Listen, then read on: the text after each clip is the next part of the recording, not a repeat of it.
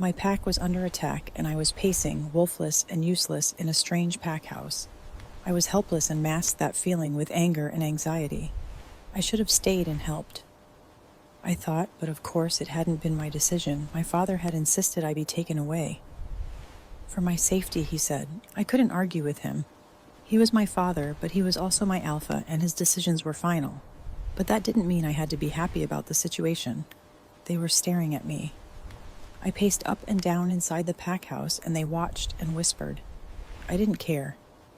Pat Gray. I hadn't been there for years. My mother was their alpha's friend and had mind-linked him to come get me. She'd promised I could come home when the battle was over, if that battle would ever be over. Ivy, honey, I'm sure everything will be all right. Why don't you sit down? The Gray Pack's Luna was kind to me. I appreciated that, but I couldn't stop pacing. I had to be moving. If I stayed still for too long, I started to think about what was happening back home. If my parents were safe. If my pack was winning or losing. We'd been attacked, and I was the only one who hadn't shifted. I was sent away with the pups and the old for protection. I would have been ashamed if I wasn't so afraid. I knew I'd never forgive myself if we lost the battle.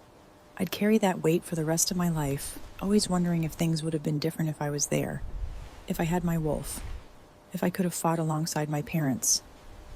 Ivy, the Luna tried again, and I did my best not to snap. I'm fine. I wasn't. She knew that. But she also saw I wasn't prepared to talk about it, so she let me be. I was grateful for that. The Gray Alpha came into the pack house. The atmosphere shifted as everyone lowered their heads respectfully. He was a large man who carried himself with the dignity of an alpha. I didn't stop pacing. Ivy, how have you been settling in? He asked quietly. Fine, was my simple reply, and I saw him exchange glances with his Luna. I can show you to your room if you like, he said after a moment. I sighed. I was tired. I wanted quiet. I wanted to be away from the prying eyes and the noise and the whispering. All right, I agreed, pulling my backpack over my shoulder. It contained everything I had managed to throw inside. I'd had minutes to pack. I followed the Alpha out of the pack house into the cool night of the evening. The air didn't smell like my pack, like home. It smelled like oranges and oak trees and apple cider.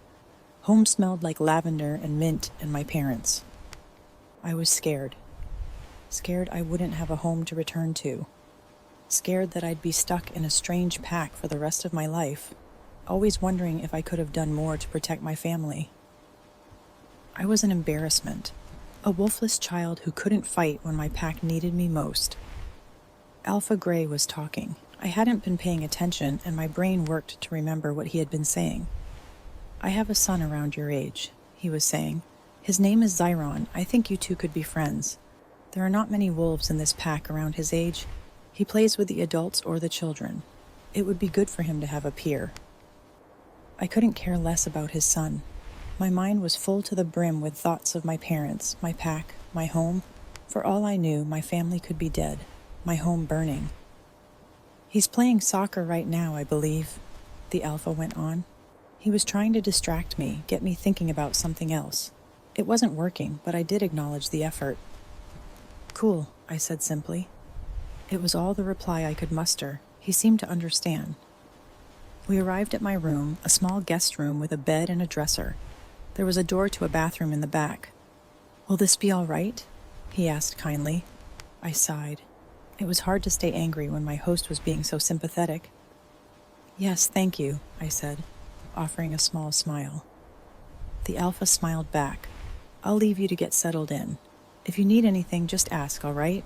I've told the pack you're to be treated as a guest. A guest? Hopefully that meant I wouldn't have to answer a lot of embarrassing questions.